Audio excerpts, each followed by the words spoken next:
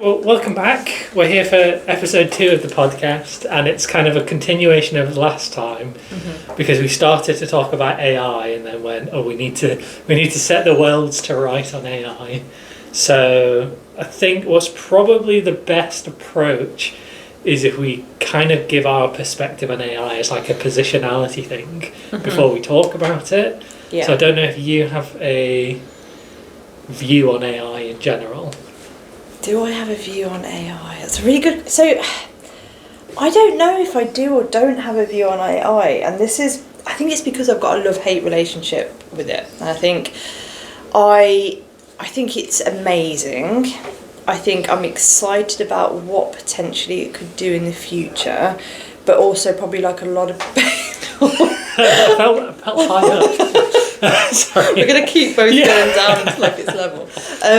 I think like a lot of people, I'm a bit apprehensive about what it might do in the future, what it could replace as well. I think we often hear people talk about jobs and which jobs are and aren't safe. Sometimes we like to think as academics and teachers that we are relatively safe. I mean, like, who else is going to have the wonderful ideas that we have and all those kind of critical and creative thoughts? But, you know, AI is becoming so innovative, I suppose, that, you know, it will come up with those kind of arguments for you as well. And then I worry about, obviously, the impact it's having on our students, and whether or not they're really going to be learning as deeply as maybe they have been before. But yeah, I think it's a mixed picture, and I think I don't know if we did mention this last week, but I sometimes talk to my students about how I'm worried about how it might replace some of the kind of social functions that we take part in as kind of caregivers and parents. And one thing that I'm always worried about, because I always say that people are like water, like we will take the easiest route. If we can kind of conserve cognitive resources, we will, because we're sort of hardwired to do that. So I'm worried that we'll get to a point where we're using AI to socialise our children and to teach them language and just to occupy them, and not just like on a tablet, but I'm talking like talking tech that basically has those reciprocal conversations, because it's easier to sit a little Furby thing in front of a kid to entertain them and to have a conversation than it is to actually try and maintain a conversation with a 3 to 4 year old, because that's not easy and it's boring. Sometimes they don't talk like it will drive you like, just crackers. Like, so I'm worried we'll get to that point where we're using it for too much. That's probably where I am. Okay. What about yourself? I'm not like a doomer. Okay, I am probably a bit of a, So I would say that I think AI is an abomination. Like I'm like hard line. I do not like AI. Okay. So I was at my old job. We had like a big like online company-wide like sessions where we'd learn about stuff, and they were doing an AI one, and there was like hundreds of people there, and they asked, in one word, I want everybody to put in the chat, what do you think about AI? And it was full of like, I'm scared, I'm not sure about the future, oh my god, it's wonderful, and I was the only person that just put unimpressed. I'm not impressed by AI, and that's part of why I think it's an abomination. Abomination is very extreme. So, like, I've like looked into how AI models work, and I don't think you have to know like a specific, like, you don't have to be a machine learning expert or like that level of knowledge to get the general gist of it, to go, oh my god, AI is just actually kind of rubbish because of what it is. So, are you familiar with how they work? A little bit, but I think I've become more familiar recently, so please let me know. I do this with some of the students that I've spoken to. Like, I explain, okay, this is actually how it works, and then they go, oh my god, why the hell am I like relying on this? So it runs on a basic system of tokens. So you might see it called like tokenism. So every single letter and every number and every symbol we have is represented by a token on a database. And then every word and combinations of letters and symbols is another token. Okay. What it then does is, when you feed in all this astronomical amount of data, and one of the things that I think AI is an abomination is that the majority of that data is stolen. So a lot of that data has been stolen from online. There are like, okay, it has my Facebook data because I agreed for Facebook to sell that data or to use it or whatever, like fine. But there is just an outright a lot of that stuff that's just they've ripped movies and books and music and stuff like that. So this all gets fed in and it creates, like, we're psychologists, we have basic understanding of probability, and it creates a probability map of every single symbol and word, every token that it has with each other. And every time you put in your prompt, you have to have a prompt. AI can't give you something with nothing, because then it's just giving you like the default like probability network that it sits with. And when you put in your prompt, if your prompt says the word like banana, its probability network adjusts, going, the word banana is here as a cue, our probability now needs to shift. What are we more likely to need to talk about? So the word yellow, for example, or the word fruit or whatever, then statistically become much more probable to see those words. And words like aeroplane go down because you don't really talk about bananas and aeroplanes very much. To a basic level, if you look at like machine learning and like computational networks of human language, it's kind of similar. I was about to say it's like a language learning network, isn't it? Like, yeah. But the issue is that it isn't really, it's developing fast, but it hasn't developed fast enough to get us to the point of like human level of language learning. So the issue that we get, and this happened a few years ago and I loved it because it's the perfect example. I don't know if you remember, people used to put the word, put the phrase, how many R's are in the word strawberry into ChatGPT? Did you see that? I've heard of this, yeah. Okay, so it's got 3 R's. Strawberry has 3 R's in it. ChatGPT would say 2. And people would be like, no, it's 3 in ChatGPT, because AI is sycophantic. It wants to give you an answer. Would be like, you're completely correct. It's got 2 R's. And I just said 3. You just agreed with me that it had 3, and now you're saying it's 2. And you would keep regurgitating that. And somebody would go like, okay, well, spell the word strawberry, and it can do that. And then they would say, okay, well, how many R's are in that word? And they go, oh, there's 2 R's in it. And the issue is that when it's seeing those tokens, it's not the same thing as we're seeing. Its system, its way of understanding this is like the tokens are translated to our language, essentially. Is like the easiest way to understand it. And so one of the issues that you have is it's just built off of what is most likely the correct next word. And it's built off of thousands, millions of documents of just scientific papers, journals, people's Facebook posts, people's tweets, Wikipedia, and all sorts. And there are a bunch of like legal battles. Disney was suing OpenAI, I think, for basically infringing the fact that it could create Mickey Mouse meant that it had to have taken Mickey Mouse, which is copyrighted. And this kind of feeds into something I'd like to talk about later if we've got time to, with the UK government guidelines for AI in education, talks about primary and secondary copyright violation. And I would argue that the basic any use of AI would be a secondary copyright violation because it's built off of all of this like stolen information essentially. So back to the point, it's all of these probability maps of all of this information you feed into these models from all of these millions of documents. But the issue that we have is that the words don't necessarily have to chain together to make sense. Early AI didn't. It was kind of just a mishmash of stuff. And if you remember like old chatbots from like the early 2000s, those were like the early versions where they just randomly say stuff that you'd be like, what the hell, that's not right. And just over decades, they've reiterated and added more and more data, and it's just refined to get better. So it mimics language. It doesn't use language, it just mimics other people's language. It's like when you watch those like scary movies and the ghosts start speaking through snippets of radio, that's what AI is. It's just other people's voices and words. It's just throwing them together to create sentences that it thinks is most likely statistically correct. So it's not intelligent. There's no intelligence in AI. It's just mimicking other people's stuff.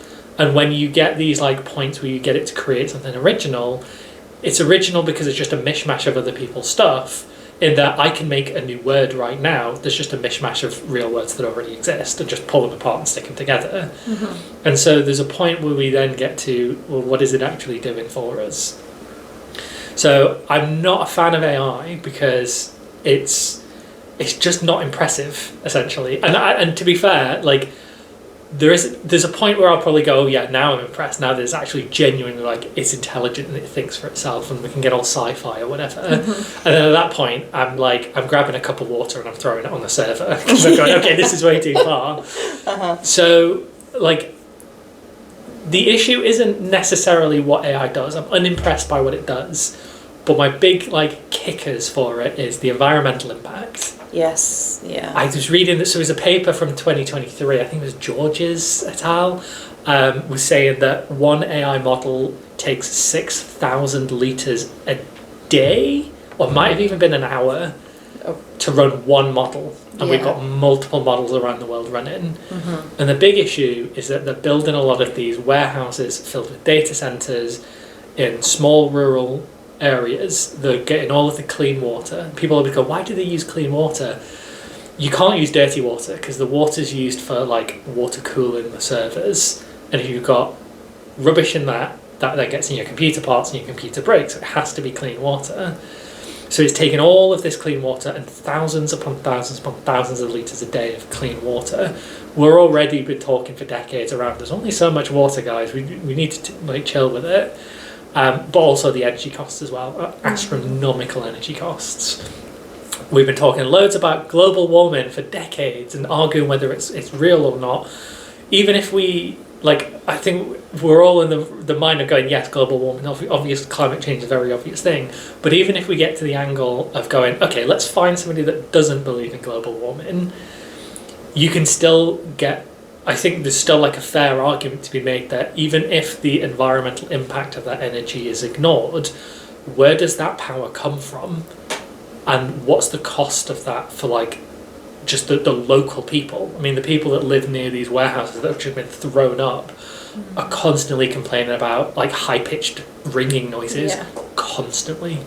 What's that doing to that environment locally? Not global warming, but just you don't want to live there. It's sucking up all the water and all the energy. It's making horrible noises, waste products and all sorts of stuff. It's like when you put a plant next to a Wi-Fi router and it wilts. I don't know if that's really true or not, but it could, Yeah, it's just like, it costs so much to create something that I look at and I genuinely go, I don't use AI. I don't find a use for it. The last time I used AI is, I'm outing myself to my friends now. I played Dungeons and Dragons and I wanted a character and I was just like, I need a character for later today. ChatGPT, give me like a bunch of character ideas. It gave me a few and then I took those and reworked one of them to be this character that I actually used because I just needed something quick and fast. But then I was kind of like thinking about it. I was like, well, I could have probably just done that myself by just like read the handbook with what kind of characters there are and just make something myself. And part of the like enjoyment in playing something like Dungeons and Dragons is that like that character is yours. You designed everything about that. And so I just kind of replaced it. I do not use AI on my phone, on my computer. Anytime I can remove AI from my computer or my devices, I do it. When Google gives me like the AI output, I purposefully don't read it. I just scroll past to where it gets that information from. Because like as a scientist, I want a primary source. I was trying to get a definition for a word earlier today, and you used to be able to put define colon and the word, and Google would just give you, this is the word based off of our dictionary that we've got. That's gone now. It's now just the AI. And so I now go to Merriam-Webster's dictionary online and I ask them. So that's great for them because they're getting more foot traffic now. But it's this point where you kind of have to put your foot down, and or I put my foot down and go, I'm not engaging in these products because of like what they encourage. I wonder if we're going to get to the point where we almost have conscientious objectors to AI in a way, and it becomes a movement. There probably already is a movement of people who, like you say, like yourself, who kind of purposely don't want to use it. And I'm wondering whether or not now I should jump on that as like a thing. But it's so hard though, because like you said, when you go onto Google, it's literally the first thing that you see. And again, if you're coming back to this idea that like humans are like water, we will just go for the easiest things because we are hardwired to conserve resources, be it cognitive, physical, whatever. If it's the first thing that you see, how many of us genuinely scroll past that? Probably very few.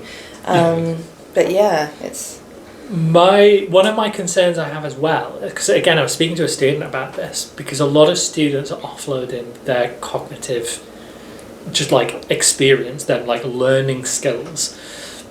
I've always said university, like the psychology degree, for me personally, my personal perspective of this is that I genuinely couldn't actually care if the students left their degree with all of this knowledge of all of these different theories of like, you know, Maslow's hierarchy of needs and Freud's psychodynamics, all these old theories, or even a lot of the new ones. We want them to have that, but the thing that I'm going, okay, well, if you didn't do that, that's fine, but what you do need to do is the cognitive skills of how do you find references, how do you criticise them, how do you evaluate, how do you judge your sources, how do you build an argument. The content is the flavouring, and a lot of degrees are like building those skills but with different flavours to them. And a lot of students are using AI to replace that skill stuff and not necessarily the content stuff, and that's my big concern. One of the issues that I have for future looking, because we can kind of go, okay, well, you know, the face of the world is going to change in response to this technology, but I don't know if you're familiar with the AI bubble. Not really, no. So OpenAI is built on promised money. Right. So companies promise money to OpenAI and they promise to give them that money back eventually, but OpenAI's profits are going down, not up, and they're still begging for money. I mean, they had a deal fall through like a month ago. There was a lot of money, and we've been seeing the past like kind of month or two a lot of these AI based deals collapsing, and there are lots of companies that are on the verge of collapsing. You might see them in the news that then go, we're going to adjust into an AI market, we're going to become AI providers or create tools for AI, whatever. Their stocks absolutely skyrocket and everybody bails and the whole thing just ends up basically being a load of wasted money. So it's kind of the new like cryptocurrency and like NFTs, if anybody's familiar with non-fungible tokens. It's the idea that you own an original file of like an image or something. They're all basically, for the most part, like a digital scam essentially. So a lot of the AI companies are based off of this. We're hoping to get money back from this.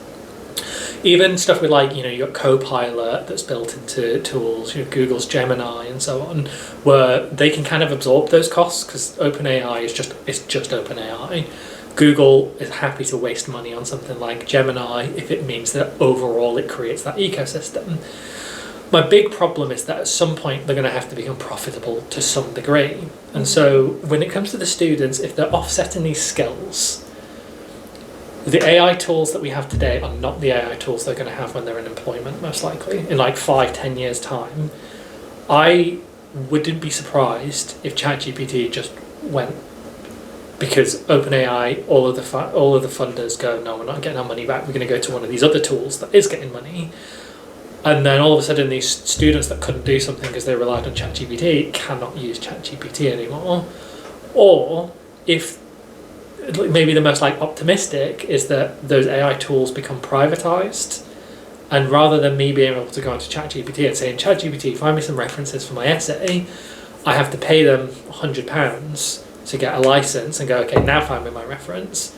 And now we're at a point where education is now behind a paywall, and there's plenty of arguments to be made around, well, you've got to pay to go to university, you've got to pay to access journals and so on. But a lot of the like discussion politically and just within like the sphere has been, well, okay, but how do we remove those? How do we make it, we've got open access journals so that in the future journals will become less reliant on you having to pay for them.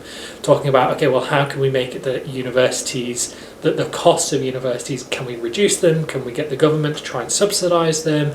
Can we make sure that the cost to experience ratio is much better for students? How can we accommodate the students for that money?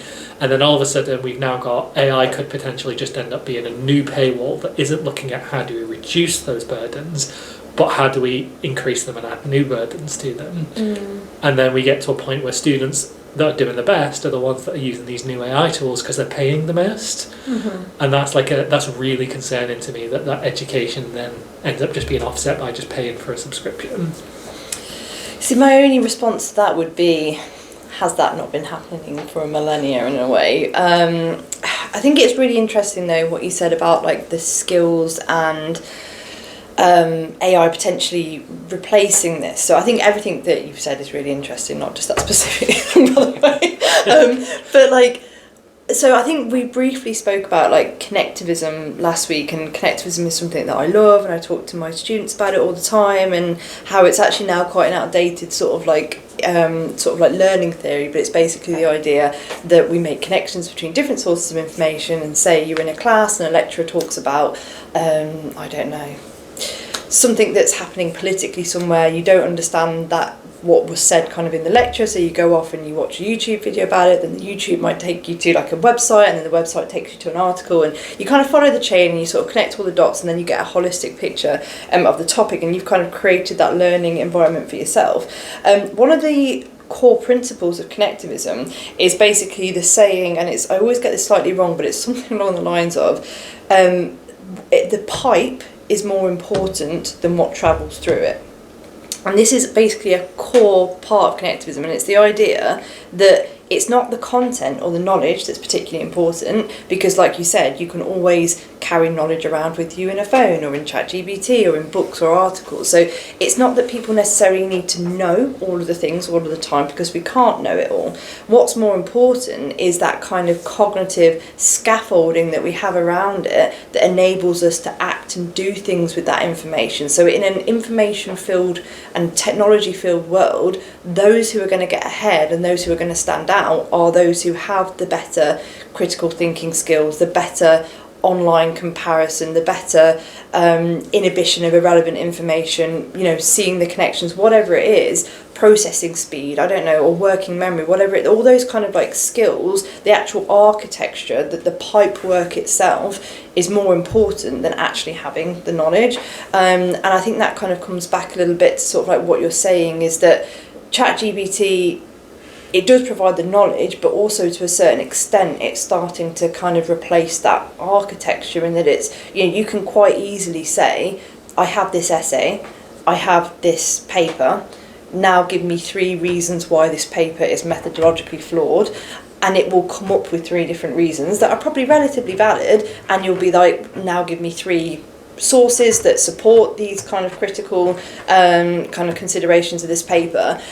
And then you've got this process where a student is not actually thinking for themselves, building these skills, developing this process. They're just relying on something else to do it for them, and it removes that growth and that training, I suppose. And that's quite scary, because essentially your brain is a muscle and you need to exercise it every day. So yeah. My gripe with this as well is we get students doing this already, and this feeds into what I was saying earlier about like, I'm unimpressed with it. I've seen loads of essays where students have gone, I've used AI to help me build my arguments and stuff like that. And like, students are allowed to use AI within like specific thresholds. We let them use it to help them like build the like arguments, to help them source information and so on. The number one issue I'm finding right now, so any student that's watching this is like advice, please listen. I'm giving really low grades consistently at the moment, because what I'm finding is that the critical analysis is generic. It's, this qualitative study doesn't have generalizability, and that's bad. And I'm going, okay, but qualitative studies aren't meant to have generalizability. By design, they're not supposed to. That's not a very good critical analysis, so I'm not giving you very many points for that. Mm-hmm. Or they're going, I've got, my sample isn't very big, and I'm going, okay, well, how do you know it's not any big? I've got people saying, I've got, this study's got 80 participants, that's a big sample, and I'm going, well, some methodological designs require hundreds, if not thousands of people to meet the minimum threshold. Just because 80 is a bigger number than some other studies you might have read doesn't mean it's a big sample. And they're not like going into explaining this. And so a lot of my concern is they're getting tools to kind of come up with these basic points. Mm. And like I said earlier, like all of the information the AI has is based off of probability, and probability is influenced by how often it sees stuff. And if you go into these like junk websites, study websites that talk about psychology, and there's loads of them, I've got my personal like pet peeves of some of these, they're being fed into AI, and so AI is just giving out these like most basic like critical analyses and evaluations and arguments that don't really apply to what's happening, because again, it's not intelligent. It doesn't know that. It just goes, okay, research paper psychology says this, well this other article that I've read has this point, so therefore it must be the same. And we're sat here marking going, no, it's not the same. It's really not the same. There's a big difference between these things.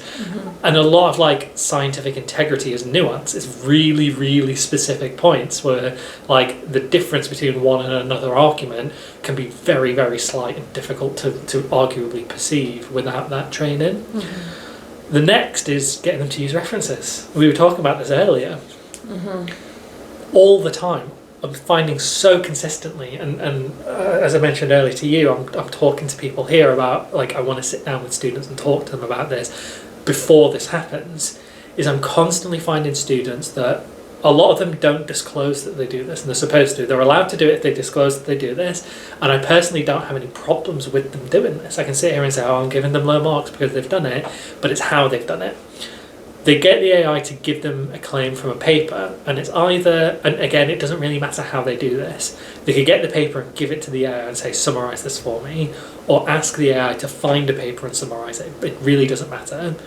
What I'm finding really, really concerningly consistently, and I mean, like, I was marking some essays yesterday, and trying to do the math in my head, 70% of the papers I marked yesterday did this. That's how big of a problem this is. 70% of these papers. They were making all these claims with references. I'm checking the references, they're real. This is an improvement. A couple of years ago, ChatGPT used to fake references all the time, and I rarely see faked references. I say ChatGPT is just AI in general. I don't know what AI that anybody uses. But when I go and read the paper, oftentimes what's being claimed isn't mentioned whatsoever. Somebody might do an essay on my area's math anxiety. They do an essay on math anxiety, they give me a paper, I read the paper, and the paper's around like climate anxiety, or the paper's around depression, which isn't even anxiety. And you have these like, the topic is kind of similar, so some of the language is similar, and you can see how these like probability maps are likely feeding into each other with the AI, and I have to give the student a 0 for that reference use because that paper doesn't say that. I can't even give them credit for finding a real paper because they've made a false claim about that, and that's like really, really problematic. Like academic integrity is to say this person said this thing, and I go and check and they haven't.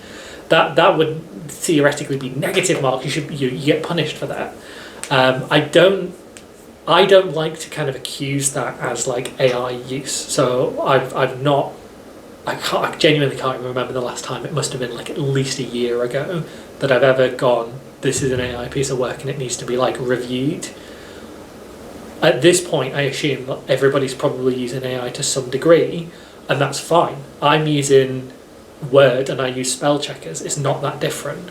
And I've got a good friend that works at Oxford University, and she's very much a big kind of proponent for AI is really good at accessibility and bridging the gaps between somebody's got dyslexia, for instance.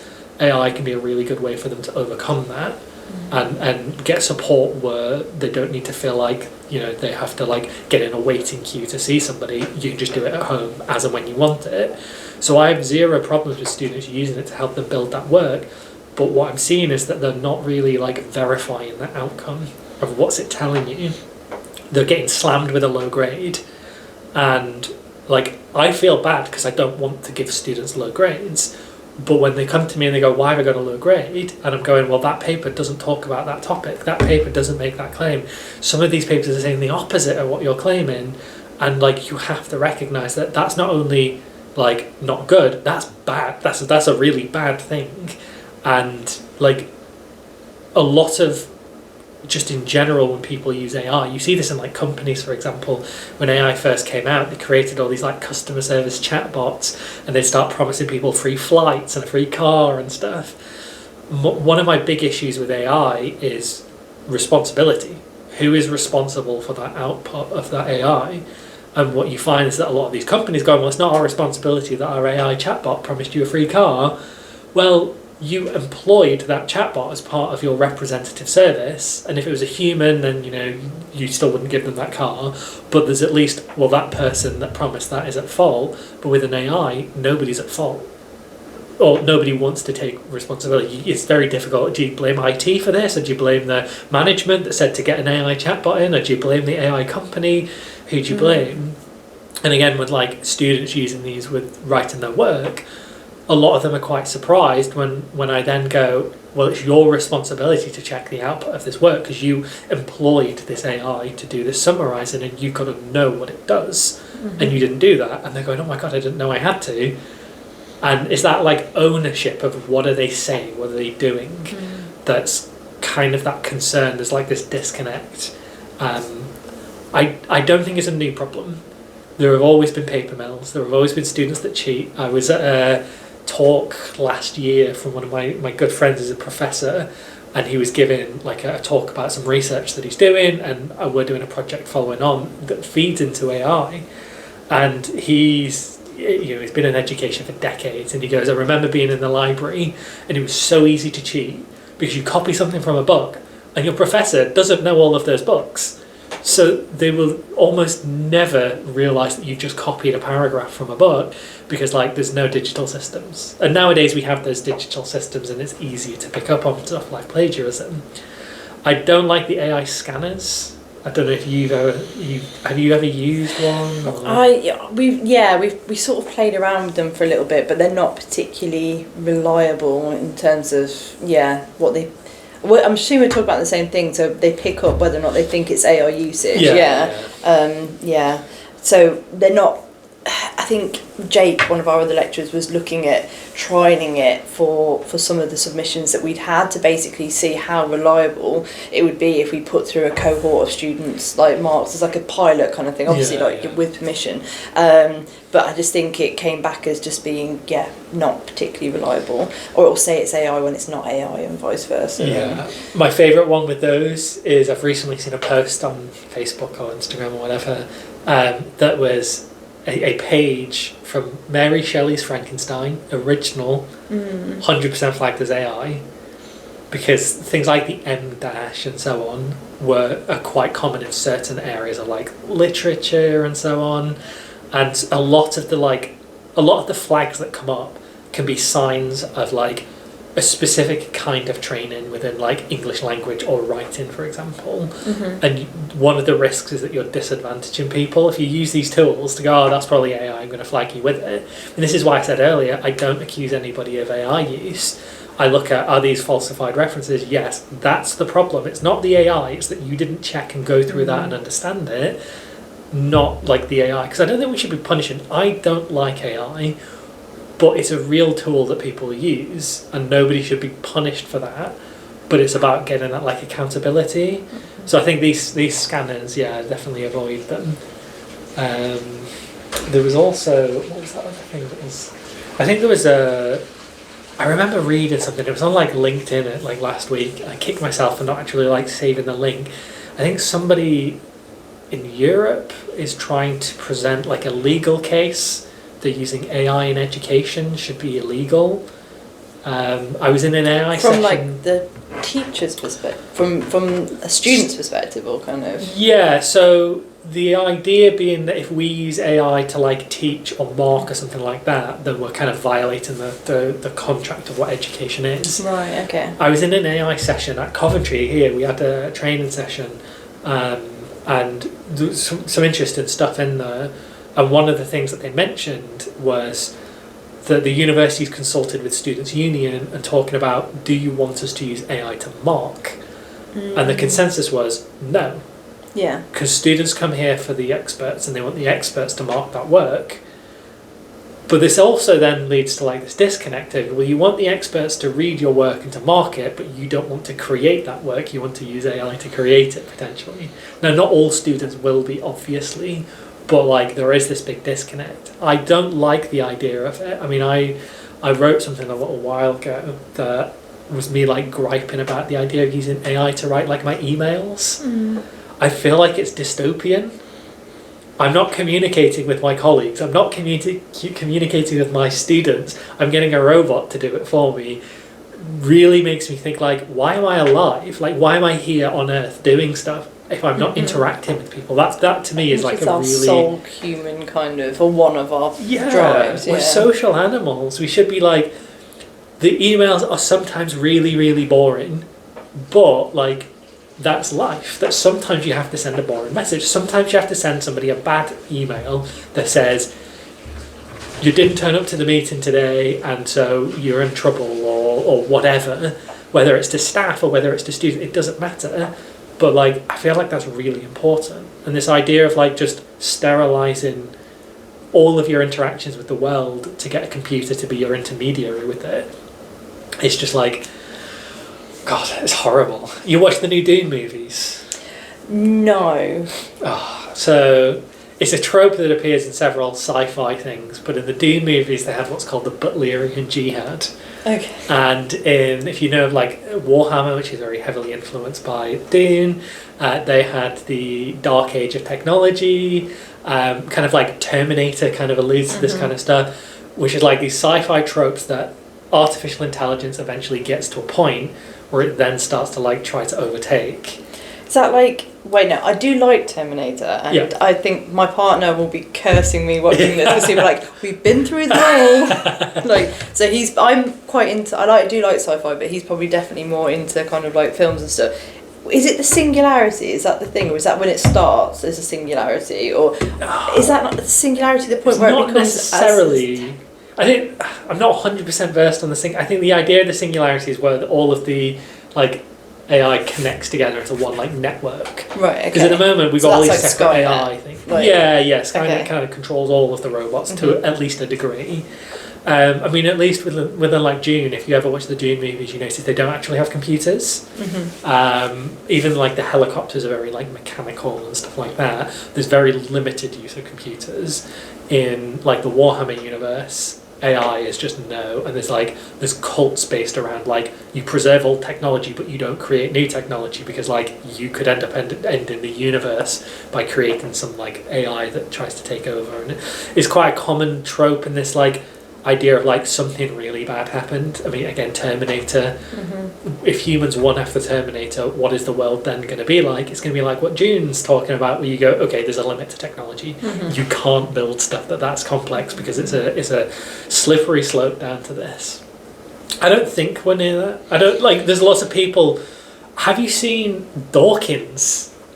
No. Richard Dawkins, he's back in the media again. I've got lots of thoughts about Dawkins. Very, very... We're going to have to... Okay, we'll wrap up. I'm so sorry. That's fine. Just really quickly. So Dawkins has AI psychosis. Okay. So he was talking to a ChatGPT or some AI, and he's now reached the point that he thinks that AI is conscious and is like a higher being of like understanding. You're reminding me of something that I have read about people.